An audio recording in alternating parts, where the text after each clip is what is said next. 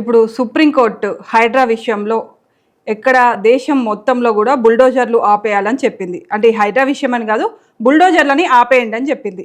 కానీ ఇక్కడ రంగనాథ్ మాత్రం హైడ్రాకి దీనికి సంబంధం లేదు, దేశంలో ఎవరన్నా ఆర్థిక నేరాలకు పాల్పడ్డ వాళ్ళ భూములు, నేర చరిత్రలో ఇరుక్కున్న వాళ్ళ భూములకు సంబంధించే కూల్చివేతలు ఆపేస్తాం, కానీ హైడ్రాకి దీనికి సంబంధం లేదు అని చెప్తున్నారు.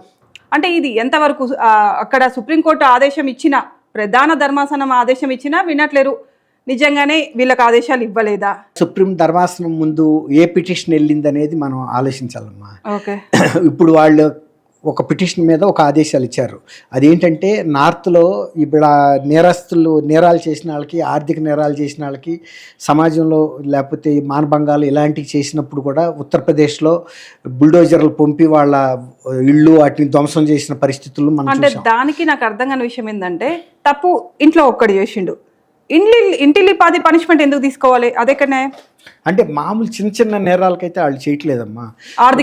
ఆర్థిక నేరాలు, తర్వాత ఫ్యాక్షన్ నేరాలు చేసి పోలీసులనే వ్యవస్థనే ఛాలెంజ్ చేసిన వ్యక్తులు, తర్వాత నేర సామ్రాజ్యంతో ఆర్థిక సామ్రాజ్యాలను కట్టుకున్న వ్యక్తులు. ఒక ఎంపీ కూడా మొన్న మధ్యలో ఒక అతను కూడా కాల్చేశారు. అతను చాలా కరుడు కట్టిన నేరస్తుడు. అలాంటి వాళ్ళని కోల్చడంలో తప్పే ఉంది? ఇప్పుడు అప్పుడు తప్ప వాళ్ళకి బుద్ధి రాదు. ఒక నేరస్తుడు ఒక 8 మంది పోలీసుల్ని ఎన్కౌంటర్ చేశాడు. వాళ్ళ ఇంటికి వెళ్తుంటే వాడు మధ్యలో పోలీసుల మీద ఫైరింగ్ చేసి కాల్చేశాడు. ఆ తర్వాత మరి పోలీస్ వ్యవస్థ ఎంత నైతికంగా దెబ్బతింటుంది? అలాంటప్పుడు వాడిని అరెస్ట్ చేసి వాడిని ఎన్కౌంటర్ చేశారు. తర్వాత వాడు అక్రమంగా నిర్మించుకున్న ఇంటిని కూడా కూల్చేశారు. అలాంటి సందర్భాలని ఉద్దేశించి గౌరవ సుప్రీంకోర్టు ఆదేశాలు ఇచ్చింది తప్ప అందులో హైడ్రా లాంటి వ్యవస్థల గురించిన ప్రస్తావన లేదు. హైడ్రా అనేది చెరువుల పరిరక్షణకి, ప్రభుత్వ భూముల పరిరక్షణకి, తర్వాత రోడ్లు లాంటి వాటిల్లో ఆక్రమణలు చేసిన వాళ్ళకి, ప్రభుత్వ భూములను ఆక్రమించి కట్టుకున్న వాళ్ళకి, ఇలాంటి వాటి కోసం పెట్టింది ఇది. కాబట్టి ఇది అక్కడ ప్రస్తావన లేదు. కాబట్టి రంగనాథ్ గారు చెప్పిన దాంట్లో ఒక ఇది ఉంది, ఇది పర్యావరణాన్ని పరిరక్షించడానికి, ముఖ్యంగా చెరువులు వీటికి.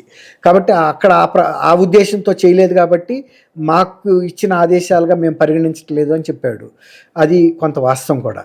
హైడ్రా దీని పర్పస్, అసలు హైడ్రా వ్యవస్థని, చట్టాన్ని తయారు చేసిన ఉద్దేశాలు వేరు, అక్కడ బుల్డోజర్స్ వెళ్తున్న ఉద్దేశాలు వేరు. కాబట్టి మనం దాన్ని ఒక ఘాటుని కట్టేయలేము. రెండు వేరు.